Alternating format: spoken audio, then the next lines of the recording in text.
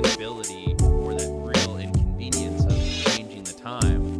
So, it encouraged more people to just come back and play throughout the year. Mm-hmm. Whereas, I think at this point, I'm talking probably 75% or more of the fans have dropped off because they went through, did all the yearly events in basically a week and, got away with it. Yeah. Meh. Gross. You played the game wrong. I don't say people play the game wrong, but you played it wrong. It is the SuperClash podcast, a podcast about shorter games. It is episode 61. I'm your host, Kale. Good afternoon. It's Connor. Oh, you're going afternoon now? Yeah, I'm thinking that they're going to listen to this one in the afternoon this time. Well, we'll find out. Did you listen to it in the afternoon? No, I listened to it in the morning, the last one. Yeah, I listened to it in the afternoon on my way home. Well, see, then this for you. Aw, bitch. Hashtag blessed. Yeah. How was your week, Connor? Kind of boring, actually. Yeah? Not a whole lot going on this week. It was about the same for me at work. The only thing is, it was so fucking hot. The heat wave still continues from last week. Oh, yeah. It's 104 today. Yeah, heat index of 104 degrees. And just so much water, man. Just drinking so much water with a little bit of Gatorade in between for, them electrolytes. Yeah, I went through all of my cans of water and all of my Gatorade bottles. So now I'm gotta drink tap water. But other than that, it's been pretty boring at my work too. It really wasn't that busy. Yeah, it was really light this week. Because after 4th of July, things kind of just died down for a while, and then only around October is when, actually, I take that back, around September, it'll kind of start ramping back up for Labor Day, Memorial Day. One of those days. One of those days in September. I can never remember. The only thing that matters is that I get work off. That's all that matters. Yeah. So, but aside from that, I did manage to pick up some manga. Ayo, so this did week. I managed to pick up Kubo Won't Let Me Be Invisible, volumes 1 and 2 per your recommendation. Yeah, what'd you think? I've only read a little bit of the first volume, okay, but so far I really, really enjoy it. Okay. It's a little weird, and nothing to do with the manga, but it's a little weird because the first manga I've ever read was Komi. Komi Can't Communicate. And you mentioned that you weren't a big fan of the art style at first, mid-2000s. Well, with Komi kind of stuck in my head, I'm reading Kubo and just completely blown away by how different the art style is compared to Komi. Yeah. Because for the longest time, up until I started watching a lot of anime, all anime looked the same to me. You can do pre-anime Kale. You can show me a still of Attack on Titan and, I don't know, My Dress Up Darling, and I'd be like, they're the same anime. So, it's some guy with spiky hair and whatever. But I'm starting to pick out the different art styles now. I'm starting to see differences in them. Yeah, and I think Kubo was kind of interesting from what I've read so far because they have a more modern art style normally, but then there's also the chibi versions of the characters, which to me is a little bit more of a early 2000s trope. That's why I said that about Komi, because she's got kind of that chibi face a lot, and they don't do that in every type of anime, or they do it fairly rarely. But in these Komi and Kubo, they do it pretty regularly. Yeah.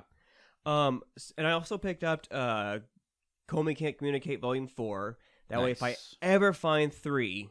That's what I'm looking for. Yeah, which hopefully the local comic book store will have it tomorrow. And then I also picked up the Konosuba spinoff with Megumin. Yeah. Which I'm excited for. Megumin was my favorite character in Konosuba. Did you watch the spinoff? I think it was a movie. The Konosuba movie? Yeah. Yeah. Mm-hmm. Okay. The one with Woon Woon and... Mm-hmm. Yeah. But supposedly for Konosuba, there's supposed to be a season 3 coming. I'm hoping so. Because I love Konosuba. It's like, it's so funny, and like the slapstick is good, and it's one of the few fantasy style anime that I actually like. Mm-hmm. So, and aside from that, or I should say, alongside with the mangas, my wife and I finished the first season of Don't Toy With Me, Miss Nagatoro, and for the longest time, man, I was having trouble getting on board with this anime because for a while it just seemed so mean-spirited. Okay. Where like the main character is on the verge of tears and he's just being tormented by Nagatoro, harassing him, calling him a perv, even though she's the one exposing herself to him. Yeah. You know, it just all around seemed very mean-spirited up until probably close to the end of the season when I want to say like her two friends are starting to be mean to him, and then now she's sticking up for him, and then the art president comes in and she's on full blown "you leave him alone." Mm-hmm. And so I'm starting to get on board with this anime now that I know that it's going in a more wholesome direction. Yeah, and I kind of knew it was going to be there before I watched the show, because I've been reading the manga for a while now, and the manga's further than the anime right now, and so like I see more and more of the good points that you like further into it. So I think if they do a season 2, it's going to be probably more of the stuff that you like in it. Yeah, for good, sure. Good. And we also started watching Teasing Master how's that? Takagi-san? Takagi-san. Teasing Master Takagi-san. Mm-hmm. And I like it. Mm-hmm. Is it cute? It's very cute. Yeah, there are 3 seasons of that, and the whole reason I kind of twisted Kale's arm to watch that show is because there is a movie coming out next month, and I am super excited to see it. It's basically going to be in theaters for like one day at one theater across state lines from us. Mm-hmm. So I was like, shoot, we got to do this. It's like one of my favorite anime of all time. It'll be my first anime movie in theaters. Yeah, man. We got to make that a habit to see at least one a year. Oh, yeah. So, but that's basically all I've been watching aside from the games this week. So, Connor, tell me about The Conspiracy, this movie that you watched. That movie is weird. It's like very like Illuminati based. Ugh. It's a Shudder movie, so I watched it on Shudder, and so the whole premise is there's these 2 indie film directors who meet this guy who is your very stereotypical conspiracy theorist. He's got like a pinboard in his house where he's like tying events together and like talking about all these conspiracies he believes to be true about, like, 9/11 and this and that, pretty much everything. And he goes out, this guy goes out with a bullhorn and like tries to show people his evidence that all these conspiracies are true. Mm-hmm. And I think the 2 main characters kind of go in with this like, this is just going to be for entertainment based. Oh, this show interesting characters, blah, blah, blah, blah, blah. This is kind of a weird person, whatever. And then when they went to go do a follow-up interview with him, he's not answering any phone calls or anything. So they go to his apartment, and it's been like ransacked, and the guy's like gone. And so one of the 2 directors becomes very interested, and he's like, oh, we got to take all of his notes and his newspaper clippings off the walls, and we got to go take it back to my apartment and put them all together and see what he was working on before things went south. And I'm not gonna like go through the entire story, but basically it escalates to a point where they find out that there's this event where these elites will meet and have this big like summit event to get together, I guess. I don't know. And they end up infiltrating this with recording equipment, and one of the characters they're all wearing like masks of different animals, and one of them gets like a bull mask, and they do like a hunting of the bull thing. So they're like looking for this guy. Meanwhile, the other guy, they make some offhand comment about like, oh, you know, your wife and kids or something, and he goes downstairs and finds his wife and kids tied up.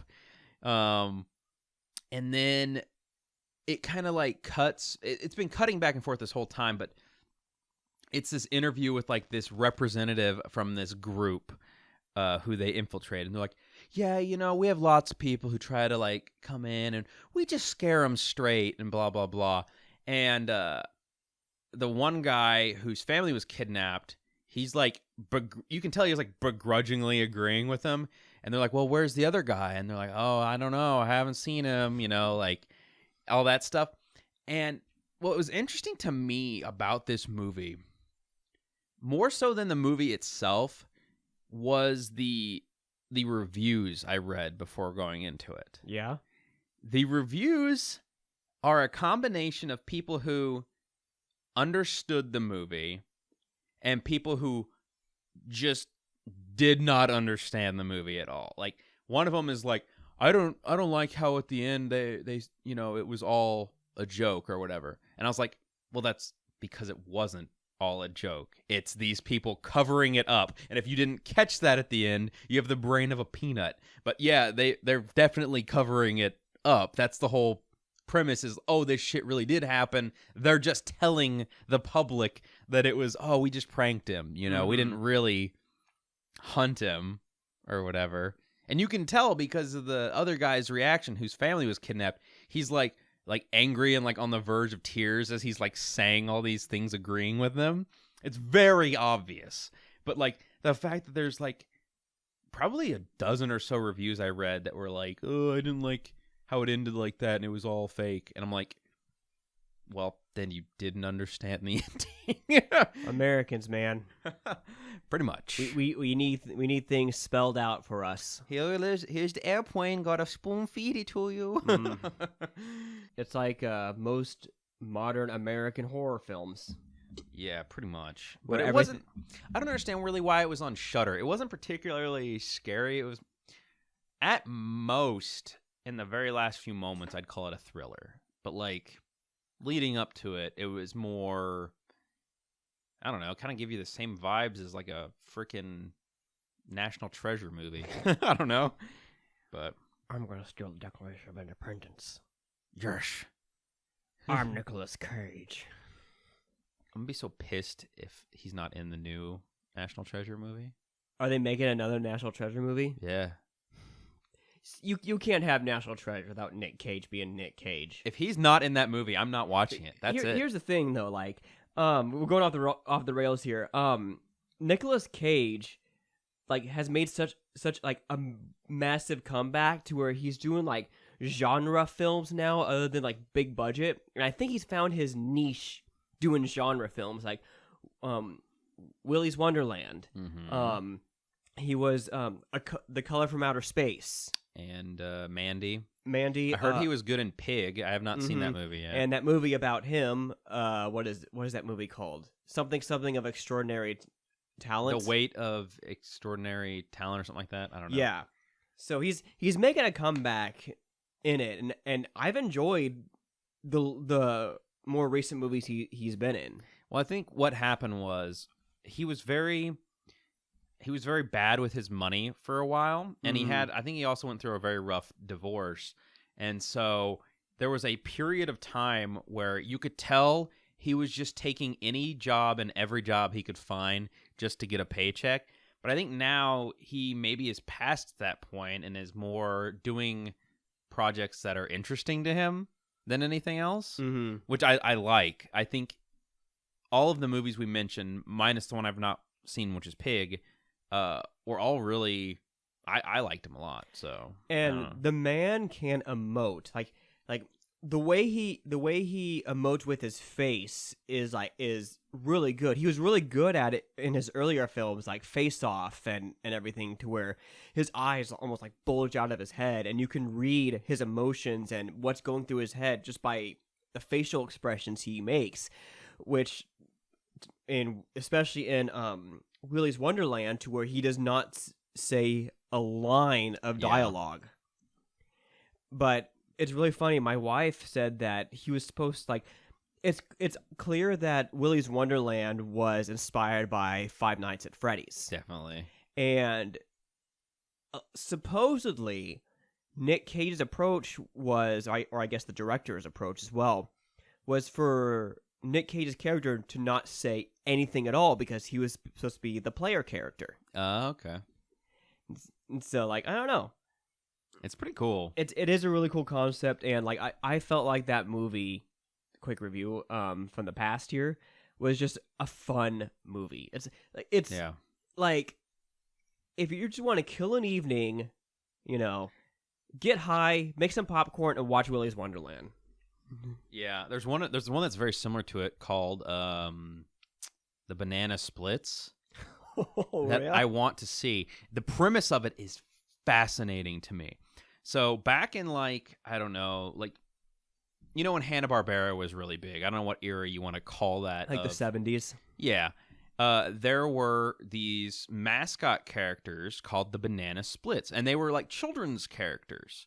But they were like, you know, people in suits going around, blah, blah, blah, you know, all that stuff. Well, somehow these movie directors got the rights to the actual Banana Splits characters and decided to make a horror movie.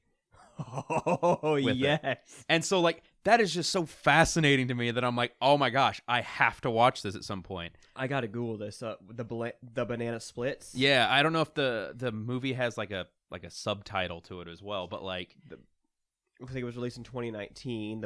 The Banana Splits movie. Yeah. Oh man, this okay. Are you in? I am so in. Are you in or are you out? It's you who is out, Gobby, out of your mind. Can Spider-Man come out to play? Oh, we're stupid. It was so stupid. But when we're off the air, half of our conversations are just Spider-Man and prequel quotes. Pretty much. Particularly, it's like Spider-Man being sexually harassed by J. Jonah Jameson or the Goblin. Like, that's our shtick. Give me a picture of Spider-Man's penis. I need a picture of Spider-Man naked now. The only thing I'm imagining now is just, especially if it's shot in a Sam Raimi style. Yes. Of Spider-Man posing in front of the camera, like Mary Jane or Aunt May walks in. It's for work. He's got his camera set up and it's like with just a Spider-Man mask. Yeah. But actually, good transition. Sam Raimi. I watched a movie by him. No way. He directed the Doctor Strange movie? Yeah. No way. Yeah. Sweet. So I'll just transition to that. I watched Doctor Strange and the Multiverse of Madness, and I know I'm pretty late to the party on this one, but it was fascinating.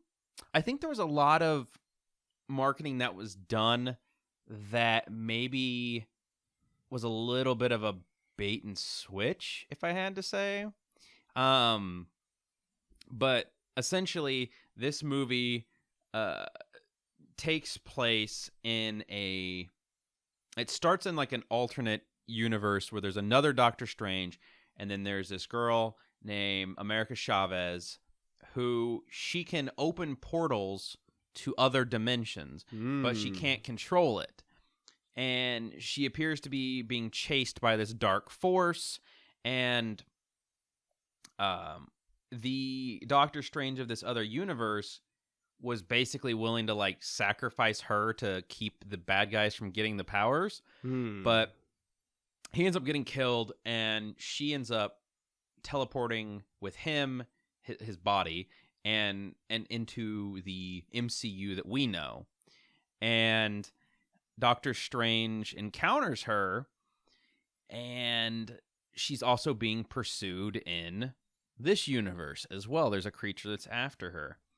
And Doctor Strange goes to visit Wanda Maximoff to get help, only to find out that Wanda's the one in pursuit of her, she wants the ability to go to another dimension where her kids exist. Have you seen WandaVision? I haven't. I would say before you watch this, you pretty much need to watch WandaVision. Like, it is very integral to it. And you might even consider watching Loki and What If, because they deal a lot with like multiverses, and you kind of get a better understanding of some of the characters. But anywho, so they play this game of essentially keep away with Wanda, and Wanda ends up like taking over other iterations of her in another universe and basically killing their version of the Avengers in this other universe, just like brutally. Like Charles Xavier's in it as one. I do know that. So is Reed Richards, or Mr. Fantastic. There's a different version of Captain Marvel, and there is Captain Carter, which is Peggy Carter's Captain America variant. And then, gosh, what's his name? Whatever. It's Mordo, the guy who ended up being the bad guy in the first Doctor Strange. Those versions of that basically run this sort of thing, and they're actually called the Illuminati in their universe. A little coincidental that I've watched that movie about the Illuminati.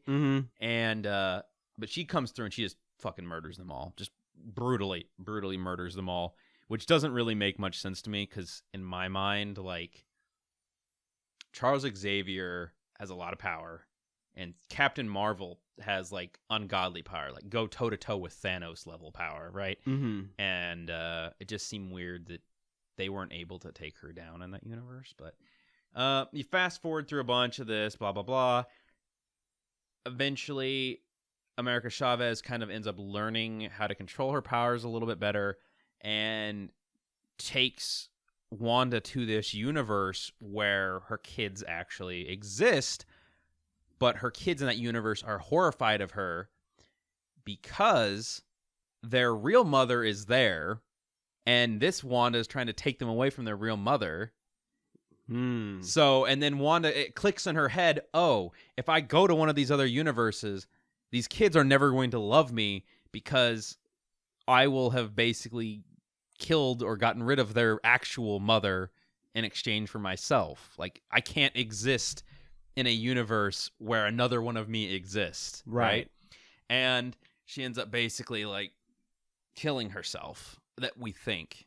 I don't know, but I'm curious how this is going to tie into the next Tom Holland Spider-Man, because just how, now that they introduced multiverse and both No Way Home and this film, would they be able to, I hate to use this term, retcon the whole thing where Spider-Man, no one remembers who Spider-Man is, like Mary Jane doesn't remember who he is, or his best friend doesn't know who he is, I don't know. They're opening a lot of doors with this whole multiverse stuff, and I think they've been tiptoeing around it for a while, and they're just ready to like unleash, plunge into it. Yeah. But one of the bait and switches I saw, so there's a zombie Doctor Strange, which led me to believe, oh, they're gonna bring in the zombie universe. No, it's just Doctor Strange possessed his alternate universe's dead body to like use. It was a little bit of a bait and switch, I think, but a little disappointing. Yeah. But moving on, tonight we'll be talking about Renegade and Dimitrios, the Big Cynical Adventure. But before we get into that, you know the drill. Connor, let's get physical. Yep, I'm bringing it up right now. You haven't brought it up? Kale, sometimes life is a little more challenging than we... Anyway, so I have only 2 games this week, so we're back down to not very many again, but that's okay. The first of which is Tetris Effect Connected. That one is $40, available on Switch, PS4, and Xbox One. It's a limited run games exclusive. And Tetris Effect Connected is Tetris like you've never seen it or heard it or felt it before. An incredibly addictive, unique, and breathtakingly gorgeous reinvention of one of the most popular puzzle games of all time. From the people who brought you the award-winning Res Infinite and legendary puzzle game Luminous, pre-orders end July 31st. Nice. I forgot to mention it in this. I don't know. I wasn't super into it. There is a collector's edition of this one. I just don't think it came with very good stuff. So, but there is a collector's edition if you're into that. It was very expensive, though, as I recall. But the other game is the Pretty Girls Game Collection. And that one is approximately $28 to $32, depending on your platform. It's available on Switch and PS4. It's a European exclusive game. So you can buy it at Video Games Plus right now for a discounted price of $10 off approximately. And it says each of the 4 games has been enhanced with exclusive nude materials. Ooh. Amounting to dozens of new images direct from the Japanese creators that would otherwise not have been possible to release on console, even in their home country, making this collaboration with Funbox Media both essential and definitive. It includes Pretty Girls Panic, Pretty Girls Mahjong Solitaire, Delicious Pretty Girls Mahjong Solitaire, and Pretty Girls Klondike Solitaire. Pre-orders will also include a free East Asia Soft stylus. And this one releases August 5th. Nice. Yes. Boobas. So if you want some lewd puzzle games, there you go. All right.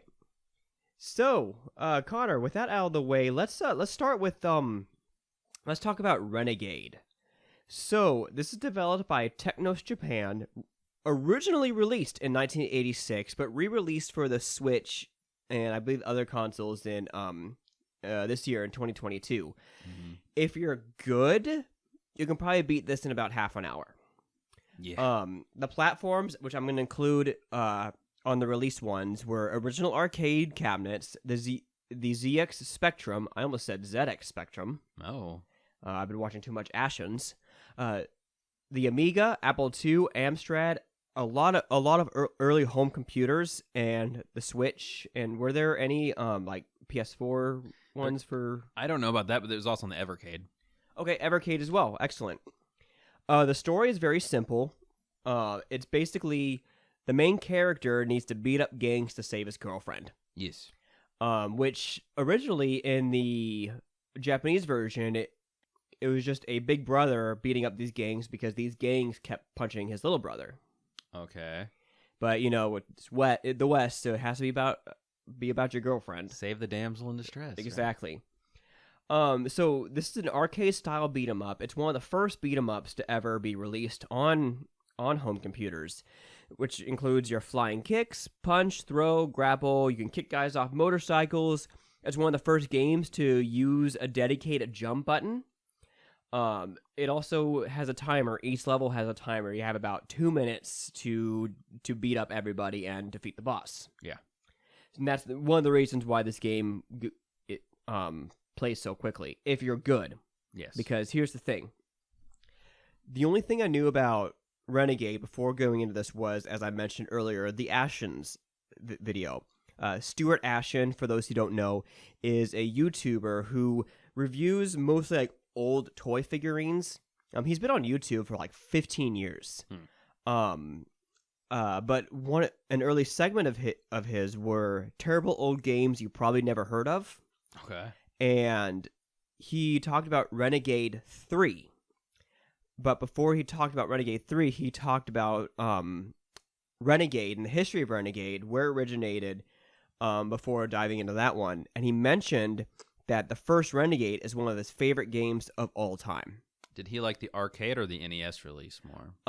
He didn't play it on the NES. He played it on the I think he had the ZX Spectrum. So he had one of the early home computers. So I was excited to play this game because I've been a fan of Ashens for a while.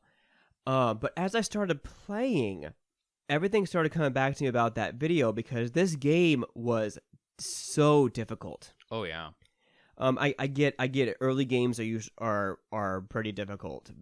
But what made this game so difficult were the buttons.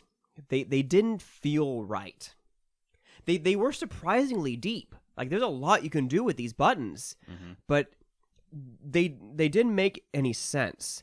And I remember Ashens talking about Renegade in the arcades and how it generally wasn't very good as an arcade cabinet because it had a weird control scheme, but it was popular enough in the arcades to warrant a home release. And the game Renegade performed much better on home computers because the buttons made more sense at the time. And it doesn't translate very well on the Switch, or it doesn't really seem like it translated well in the Evercade. No. You mentioned a dedicated jump button. The Evercade, for some reason, does not have that. I think the Evercade version, in my limited understanding of this game, I think it was a bad port. Because they basically made you have to push down 2 buttons at once to jump, which was super silly because there are, other than directional pad, there are 4 normal face buttons on the Evercade handheld, plus there's 2 shoulder bumpers too. You could have designated any of those as the jump and would have made it make more sense. Instead, they had 2 sets of 2 buttons that did the exact same thing. And then if you press down 2 of them that did different things, it was your jump button, which is weird. And I didn't really have that issue on the Switch because I swear I remember it was like R or L that was the jump kick. And oddly enough, the top button of the Switch is like, what? Is that an X? I'd have to look at the controller. I want to say it's X. Was pause for me. It's just like I don't understand. The top button's I think Y. Maybe. You're probably right. I don't understand why they didn't seem to modernize the controls just a little bit with this port. I mean, you could still keep the integrity and the difficulty of the game while updating the controls in order to make it somewhat playable.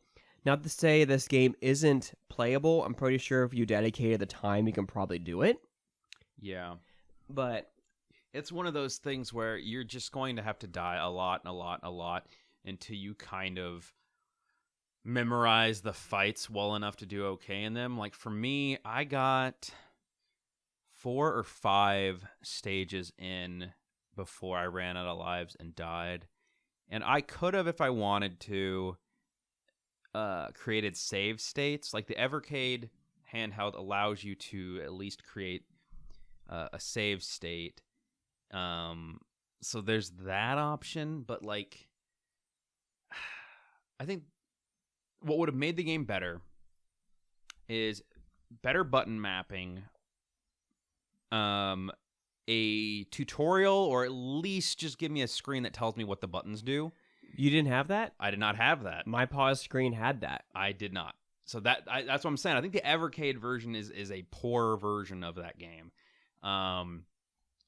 And, you know, maybe even you don't have to have this. It would just be a nice to have. Maybe like a cheat menu, you know? Like, I looked it up, and the original release did have cheats that you could do. So, I mean, that would be cool if they put that on the modern versions of it, just for the hell of it, just for people who want to just play through and beat shit up. You know? But some of the good things, though, however, I did like the aesthetic. What's interesting about this game, especially in the early games, is that each platform this game was on had a completely different look. Yes. The ZX Spectrum was more like yellows and blacks. And I think the Amiga was more pixelated. And I want to, and the arcade cabinet was different too. It was much more detailed. Yeah, this version, however, we played the NES version of, and it was fine. It was just your typical 8-bit. Yeah, it was.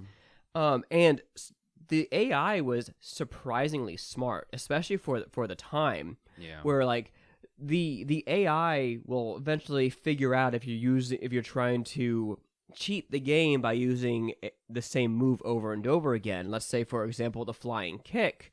They'll start ducking, and you have to switch up your approach.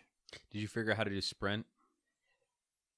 Eventually. Yeah, you got to double tap in one direction. And I was watching a playthrough because I was trying to learn the controls, and there's a way to like do a sprint towards a wall, jump kick at it, and backwards. Mm-hmm. So you can like kick off the wall and into them. I was not able to pull that off with any success, but you can do that. But there's a lot you can do in this game. The only thing is that if the controls were just better mapped, I think this game would have warranted a little bit of a higher score. I don't want to give it a low score just because I haven't figured out the controls. I don't think that's fair.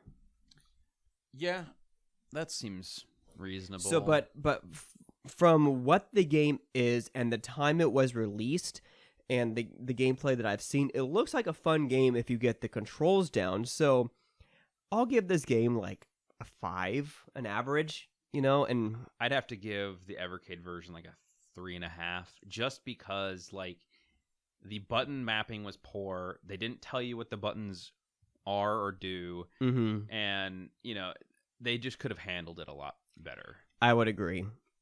So, which reminds me, I knew I was forgetting something. I needed to give your game back. You little thief. On the drive here, I was thinking, what am I forgetting? And I sit down and we're talking about Renegade. I'm like, I forgot my Switch in your game. Oh, I guess you have to punish me. Yep. Give me your wallet. But before you punish me, Daddy, we need to talk about one more game. Okay. Dimitrios, the BIG Cynical Adventure. This is developed by Calcat, released in 2016. You can beat this at about 9 hours. Although I've seen some YouTubes beat it in about 30 minutes to 2 hours. You can get this for PC, PlayStation, Xbox, Vita, Switch, and mobile. At least from what my research says. There's also the PS5 version, which is called the Replastered Edition. Oh, really? I just got it today. Nice. The story is, one night Bjorn Thornin is robbed after coming home drunk. A certain stone tablet was stolen, and Bjorn is forced to conduct his own investigation. He gets help from his neighbor Sandra and her daughter Carolyn. They travel to the fictional country of Nogo, where they learn more about the tablet and the ancient legends of King Dimitrios. They have to find all the stone tablets in order to save the world. And I just totally pulled that from Wikipedia. So the gameplay of this, it's a point-and-click adventure. Your basics, you combine items, you try everything on everything. There's dialogue options, and you can get hints by finding 3 cookies in each of the screens, and that you could eat, and it'll jog Bjorn's memory in order to kind of guide you in a direction if you get lost. Mm-hmm. So, my thoughts on this game, from what you told me, it's made by one guy. Props to that, because this game is... There's a lot in this game. A lot of dialogue options. There's a lot of game over screens, which is really, really fun. The game over screens are hilarious. All the ways you can die. Mm-hmm. And I also like the progression of the story. Like I was interested enough to be invested in where it was gonna go, and the solutions to the puzzle were pretty clever as well, for the most part. However, I found the art style to be extremely off-putting. Yeah. This is you'll either love the art or you'll hate it. I am in the latter because it reminds me a little bit of an Adult Swim cartoon. I'm going somewhere with this. I don't understand why modern adult animation needs to have such awful art styles. Like home movies? No, like not home movies. Like, oh man, I had one of like Big Mouth on Netflix. Okay. Like I think it was worse than Big Mouth. F is for Family. Even though I enjoy Bill Burr, I find that art style like disgusting. Squidbillies. Yeah. And that one that one show that Daniel Tosh voiced in, Brickleberry, basically a Family Guy ripoff. Yeah. Drawn together, like all of it was pretty shitty art styles. Yeah, and I mean, and I think it comes from the fact that maybe because I think he did do all of it himself, probably also including the art. And if you're not an artist by trade, if you're a game dev by trade, the art's gonna definitely suffer. Yeah, but the point I was trying to make is it reminds me of an Adult Swim cartoon. Bad, like really sickening art style and poorly designed characters and just toilet humor, which I get that's the point, and there is a setting for it. Yeah, you can turn it off. And especially because it's called the BIG Cynical Adventure, and as a result, the main character is completely unlikable. Oh yeah, well everybody in the game is Everyone is unlikable. And I kind of wish I would have turned it off completely, and I kind of forgot about that when they started dropping the R word. Yeah. Which even by 2016, when this game was made, was slowly becoming outdated. I was interested in it. It's like, okay, when was this word considered outdated and not to be used in a derogatory way? It was like 2011 is when it started getting phased out. Yeah, and there's some references when you're in like the desert levels that are like kind of like a little like Middle Eastern phobic. Like, oh, our food has camel piss in it, or oh, we just have junk to sell. It's like there's like a tinge of like there's only one hotel because we're so poor. This doesn't have a government, because we're a third world country with no manners or anything. Yeah, there's like a tinge of bigotry to it, maybe. Yeah, and I want to correct myself. 2011 is when the R word was kind of becoming like thrown around pretty commonly, and I remember a Robot Chicken sketch where it was E.T.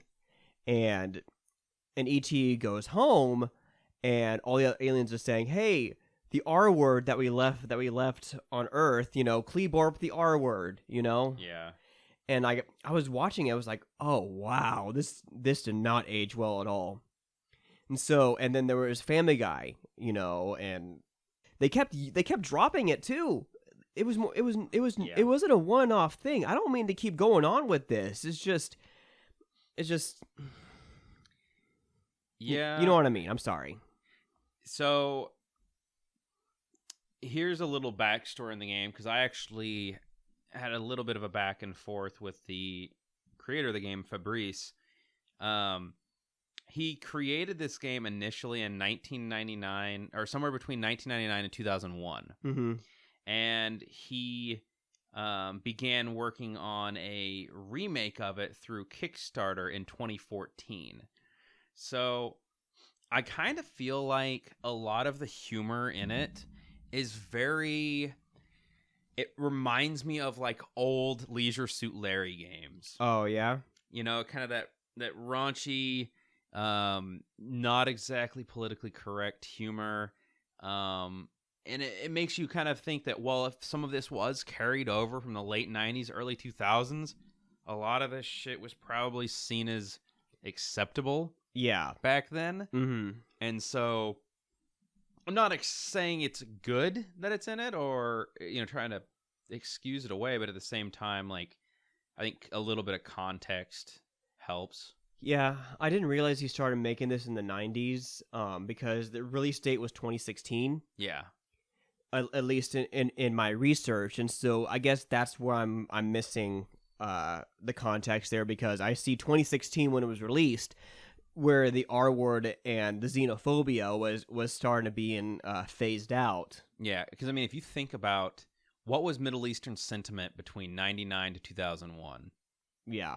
And what was, the sentiment around saying the R word, or, some of this like more raunchy humor, there was a lot more of it back then, and you could get away with a lot more. Mm-hmm. I think what could have been done is maybe modernizing it a little bit. And I don't know, because there's a version just literally released this year called the Replastered Edition.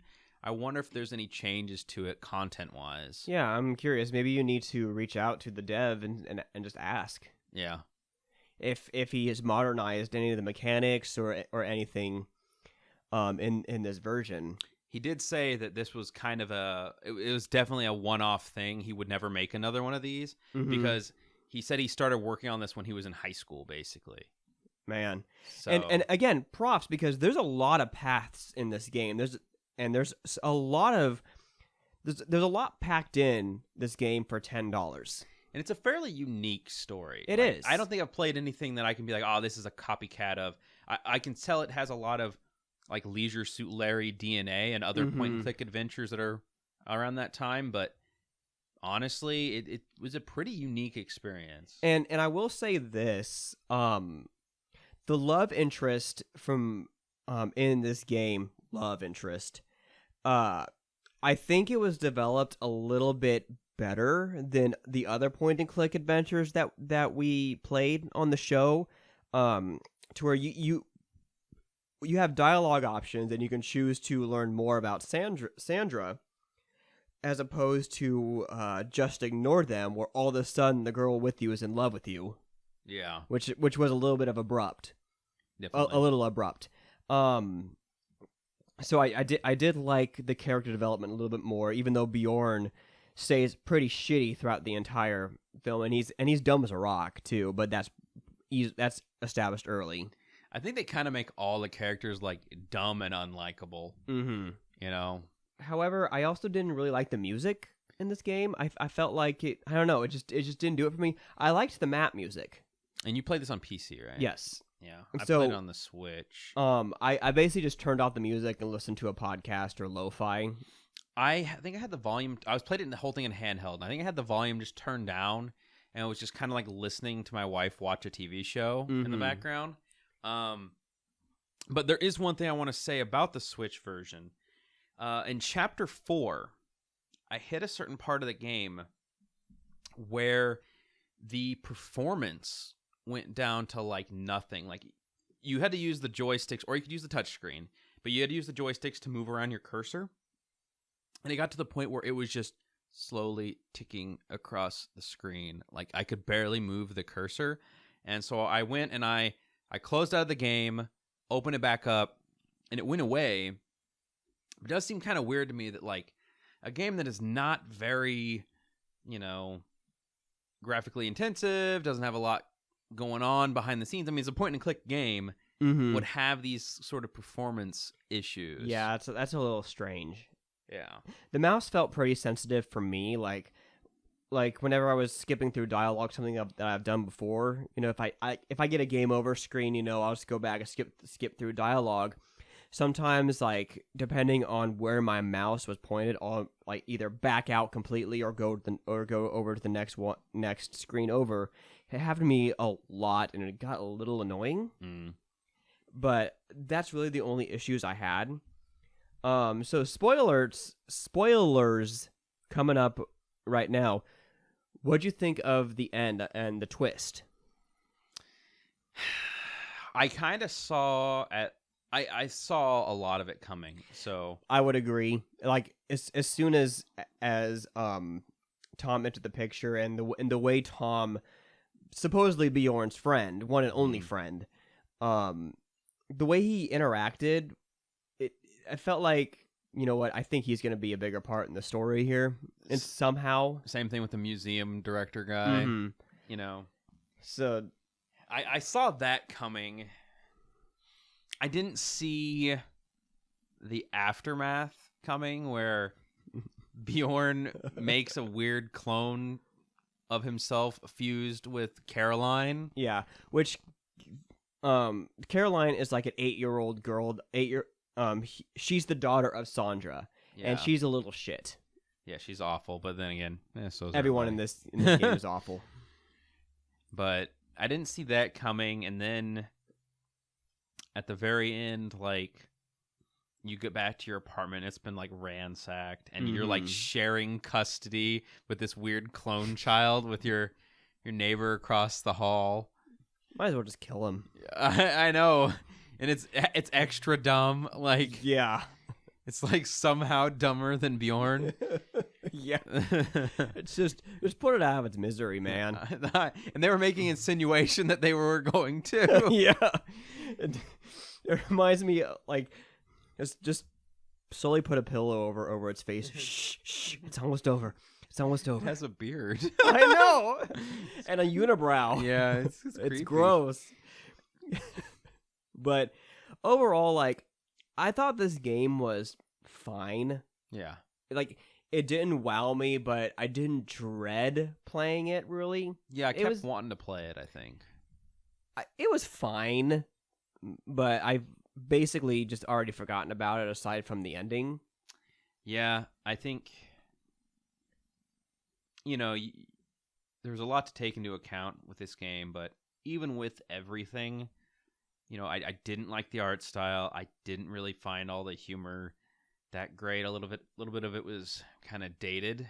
It was, like, very edgy from a different time period. Very 2011. Too edgy. Yeah, like, even pre-2011, it seemed like. But well, you said it was made in the 90s.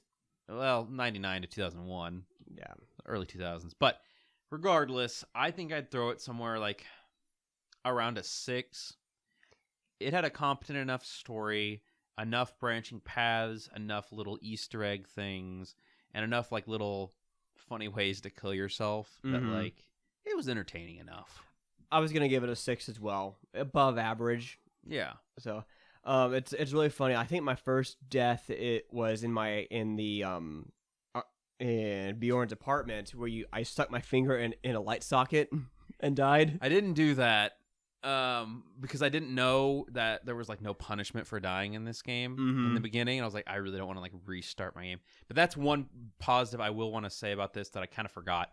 There's no punishment for death. No. You just immediately come back. You don't lose any progress or anything, which is cool. Yeah. Deaths are basically a collectible in this game. Yes. And there you get, like, different little achievements for dying certain number of times, and like, you can get stung to death by bees, and yeah, there's a ton of different you can you either die or go to jail as well. Like, early on in the game when I'm trying to interrogate Hector, who raiding my apartment, if you don't have the police disguise on, he'll just straight up shoot you. Yeah. And you can say, do it. You're not going to do it. Bang! So. Yeah. But yeah, the game is fine. So, next week, however, we have a game that I'm actually pretty excited to play. Spec Ops the Line. I have kind of played this game in the 360 days, but I remember renting it at Blockbuster. Look it up, kids. But I never actually played it in full. So I'm excited to actually pick this game up. From what I heard, it criticizes war. And it makes your choices, because since this game has choice in it, your choices have severe consequences. It's like, if you're in a war, your choices have severe consequences. Yeah. So I'm really interested in how this game is. I'm interested in how it holds up. I remember seeing a preview of it, and the developers talk about the sand physics in this game. So I want to see how those hold up as well. I think I don't really remember much of this game. I think I remember buying it back in the 360 era, playing a little bit, and then I stopped. And I think what I'm going to play is the 360 copy, but I'm going to play it on the Series X, because I think it's backwards compatible. So and I'm going to play it on PC with an Xbox controller. Yeah. So we'll have to see if the versions differ, how the 360 version holds up, how the PC version is. Let's hope there is not another Call of Juarez situation to where your version is just all around terrible and screen tearing. I'd hope not. I would hope not, but I would maybe, if possible, like, drop it. Actually, if it's on the Series X, it might be okay if it upscales, but Yeah, the Series X should have more than enough horsepower to handle it.